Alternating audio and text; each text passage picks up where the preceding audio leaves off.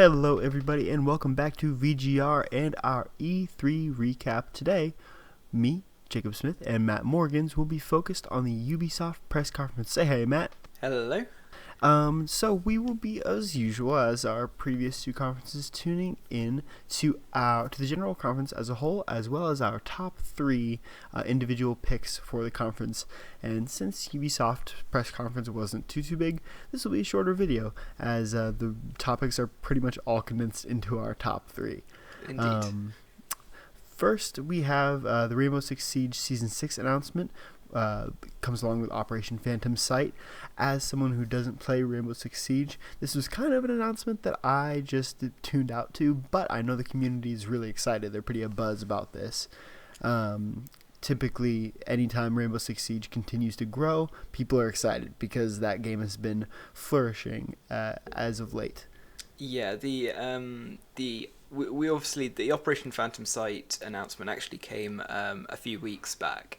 But we got some more trailers and things like that, and they put out a really amusing trailer for the operator. I think his name's Warden, maybe. Yeah, I think so. The one where they basically did a James Bond style gameplay trailer, which was really fantastic. Definitely one of the best trailers they've put together. Yeah, definitely. It was entertaining for sure.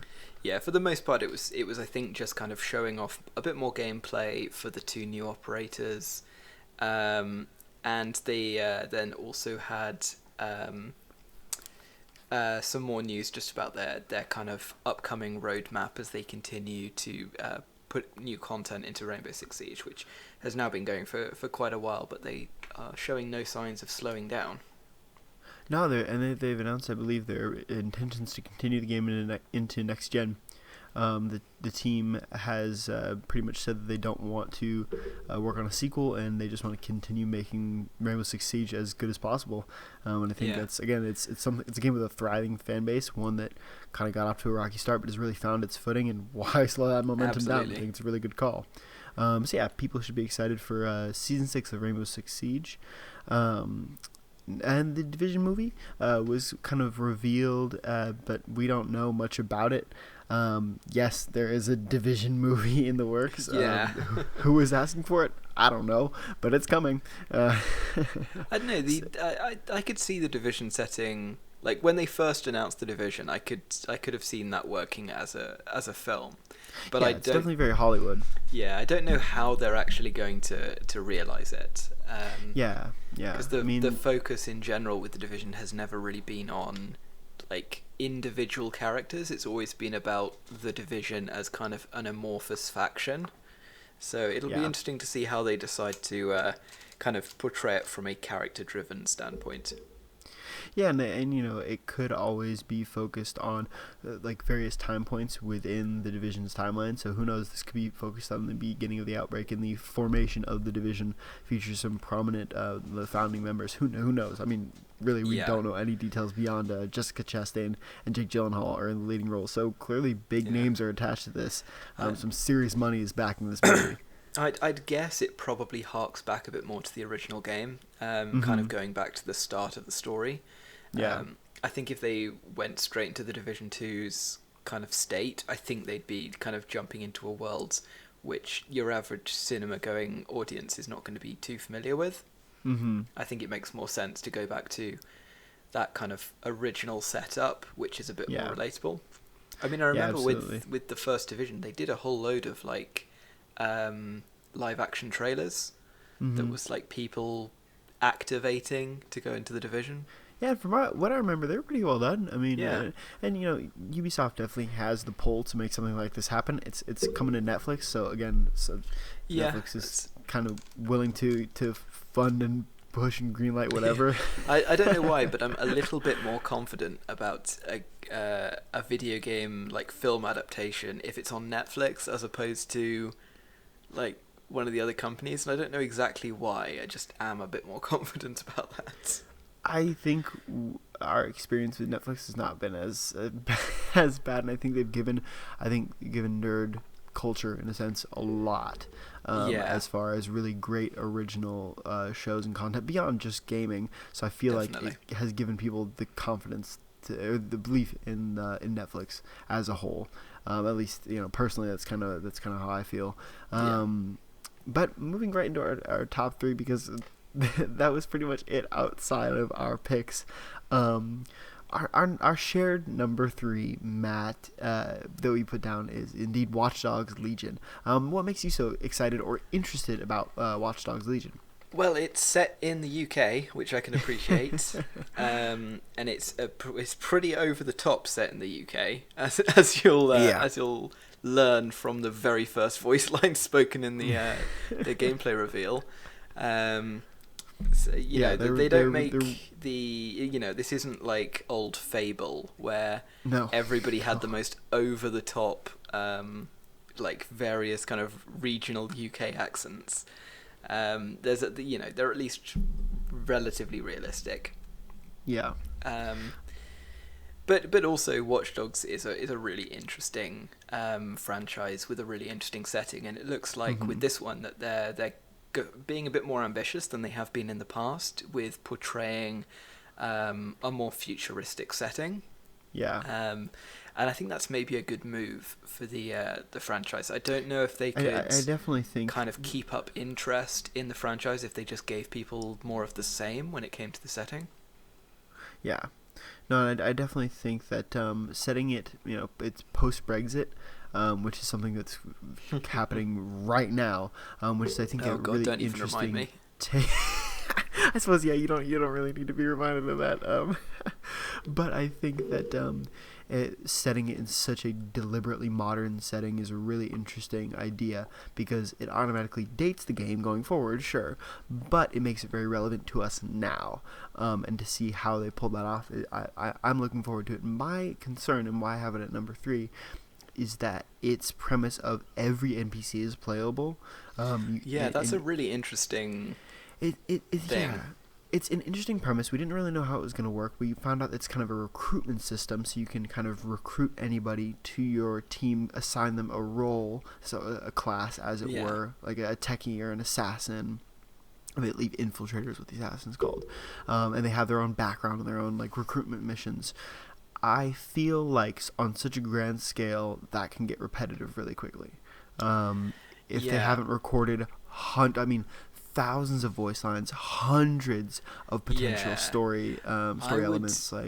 I would assume that a lot of the characters are going to be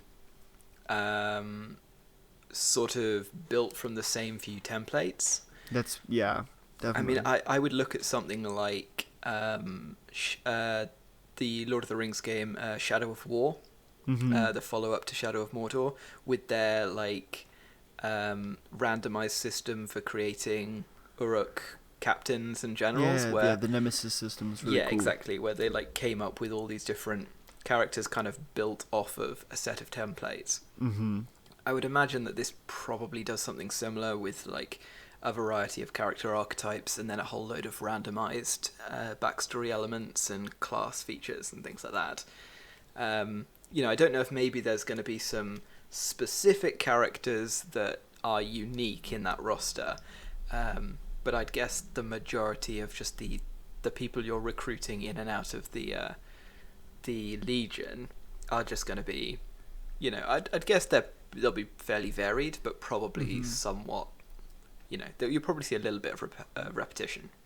Definitely. And, from what we saw, of course, trailers are designed to show us exactly what we want to see. From what we saw, there was intrigue in each of the characters and their interactions with Bagsley, I believe, is the kind of the faceless runner of DedSec at this point. So I think he'll be the only consistent character in the game, and he will interact with the other characters throughout that you kind of pick up and recruit to the Legion.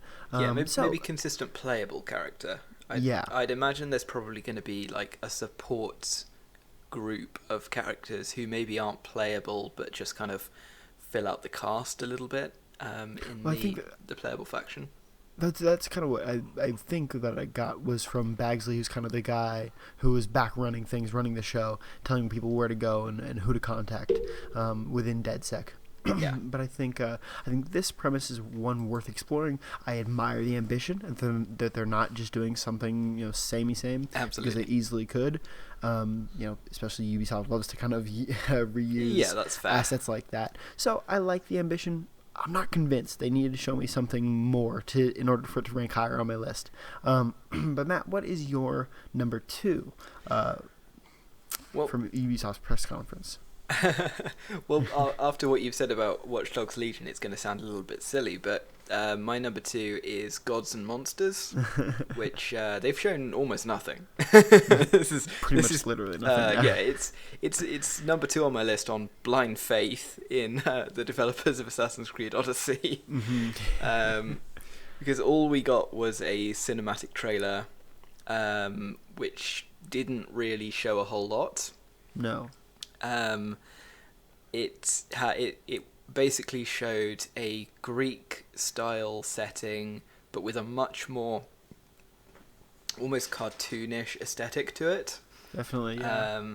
But also a bit more of a sort of mythological aesthetic, more so than their recent foray into ancient Greece. Yeah, and there are mythological elements present in Odyssey, but it seems like with this, they're really diving headlong into it. Yeah, they're going all in on the mythology, but Mm-hmm. That's basically all we've got. Like they really haven't said a whole lot other than, because when I first saw this trailer, I thought, oh, this is a mobile game. No, it definitely had. I immediately jumped one, yeah. to this has a decent art style, but this is absolutely an art style I just assume is a mobile game. It's very Clash of Clans, yeah. But then they said, oh, it's being developed by the people who made Assassin's Creed Odyssey, like that team, and it's coming to consoles. So this is a PC console game. It's not a mobile game, which really, really intrigues me. Because people have been saying it might be something like kind of taking inspiration from something like The Legend of Zelda. Yeah. And that's why it's got that sort of more cartoonish art style, which sense. Of course the trailer was presumably cinematic, so we don't know if that's going to be exactly how the game looks. Yeah. But I mean, I think Assassin's Creed Odyssey was one of the best Assassin's Creeds ever made. I agree. And the team that made it did a really, really good job making that game. So I have a lot of faith that they can make something very good, and the fact that this is potentially a mythological Greek action-adventure game on console, I think that's a really, really interesting kind of premise. So I'm very interested to see what they do. Yeah, I definitely think the team behind it is the most intriguing bit for me. My number 5 is Ghost Recon Breakpoint, because although the big announcement was leaked and subsequently revealed officially before E3, I know it's supposed to be a big E3 announcement. I'm interested because I really want Ghost Recon to return to its roots. Advanced Warfighter is probably some of my fondest memories in co-op gaming, especially growing up, and I think that if Ubisoft can manage to get a Ghost Recon game right, in the sense of taking it back to its very highly tactical, highly cooperatively focused gameplay, they can do something really special. And this premise looks really interesting. I like that they are taking the setting somewhere fictional, because I believe Wildlands was set in, correct me if I'm wrong, Bolivia, and is it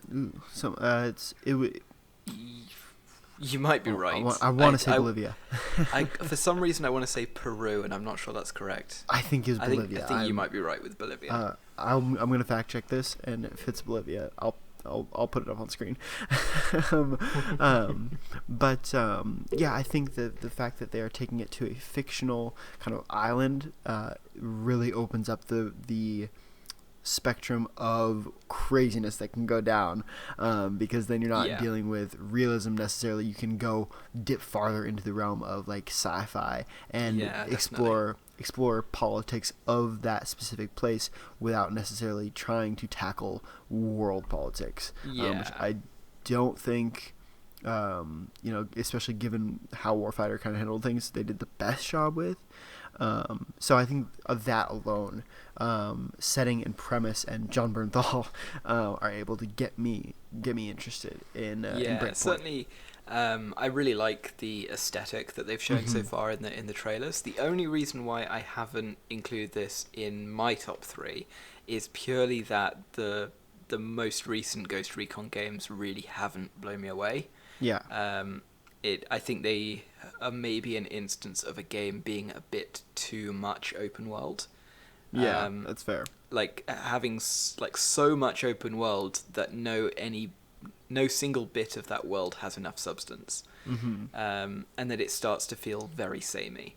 So I didn't really stick with the most recent Ghost Recon game. So I'd certainly like to see them come out and do something better, and I think Ubisoft is a studio that can certainly learn from a game that maybe didn't get everything right. Assassin's Creed Odyssey being an excellent case in point. So yeah, no, I'm certainly hopeful that Breakpoint can do something really interesting. Yeah, and I think that's kind of why it lands on number 2 of us, is based surely on hope. But Matt, you're number 1 from the Ubisoft presser.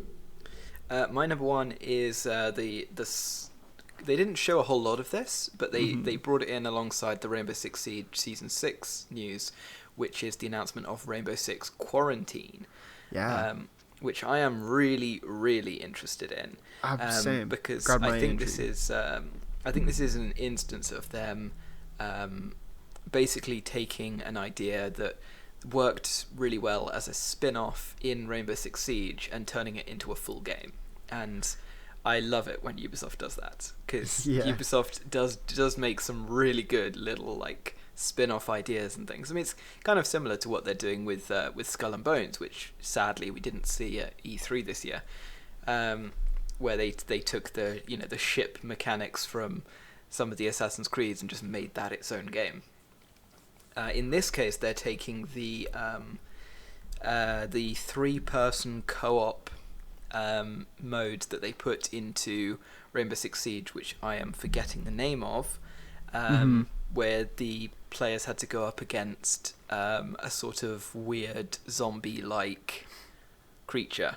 I know what you're talking about, and I cannot recall the name right now. It was really, really good, and it was really good for being something that was just like a seasonal event, effectively.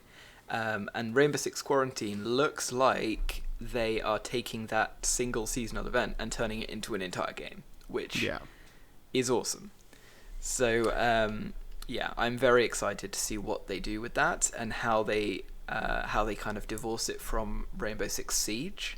Is this game going to feature like a roster of characters chosen out of Rainbow Six Siege like they did with the seasonal event, or are they going to make it like almost more of an RPG system where you can actually make your own characters, set your own loadouts, that kind of thing? Taking it out of the Rainbow Six Siege containment almost gives them a lot more room to do something a bit different. They don't have to conform to the rules of the pre-existing game. Yeah, absolutely not. So yeah, I'm very interested to see what they do, especially if they didn't really reveal the enemies. The trailer didn't really show, so it's unclear if it's the same enemies from that Rainbow Six Siege event, or it's whether they've cryptic, whether they've just taken the kind of gameplay mechanics and designed something new. Ubisoft does like to set all their games in the same universe, so I'd imagine it's probably going to be sort of indirectly hinted at that it's in the same universe as all their other games. But I don't know if it's going to literally be the same enemies and that kind of thing. Yeah, I'm interested to see what they do. I mean, Rainbow Six, obviously we talked about how well Siege has done, so I'm really fascinated to see how they take it to the next level. Because while they're still really dedicated to working on and improving and constantly growing Siege, I think it's interesting to see them do something different with the Rainbow Six name, because obviously people want more. I'm among those people. I mean, while Siege isn't necessarily my jam, I've loved the Rainbow Six franchise in the past. So hopefully Quarantine will draw me in. Yeah, Quarantine's definitely much more my cup of tea than Siege. I do have Siege, but I've never been a huge fan of like just purely online PvP multiplayer. No. To be honest, I'm really bad at it, so doesn't help. The PvE setup is much more my cup of tea. Yeah. So yeah, I'm very interested to see what they are able to come up with. Which, Definitely. I guess the one unfortunate thing is, of course, this was just an announcement trailer, so we probably won't see anything till this time next year. Ubisoft's big enough that they don't necessarily need to take years to make a new game like this. Yeah. And they've announced it, so I would guess about a year maybe until we get at least a release date. Maybe they kind of feature it next E3 and it comes out late 2020. I'd imagine so. That sounds about right. It sounds about Ubisoft as well. Like, I think that's pretty on par with how they like to schedule things. As for my number one, I'm kind of returning to Gods and Monsters for a little bit, and it's at my number one, like we said, because of the team behind it. And anytime Ubisoft ventures out and does something different, I'm interested. Right, they did For Honor, and definitely. While they didn't have the strongest start, it was an interesting premise that they've again really built on. So I think Gods and Monsters is an example of them, executing a new premise, because every single other thing on this list has been something they've done before in some form or another. Quarantine, this is just another Rainbow Six. Yeah. Season 6 of Rainbow Six Siege, obviously more Rainbow Six. Ghost Recon, Watch Dogs, all the same stuff. And Gods and Monsters is the only thing that they showed us that is new and different. And for that reason alone, and the team behind it, so for those two reasons, I'm really captivated. I'm interested. Definitely. Well, that has been it. This will conclude our coverage of the Ubisoft presser. If you'd like to see more, stay tuned for our Square Enix coverage. But for now, I've been Jacob Smith. And I'm Matt Morgans. And we'll see you next time.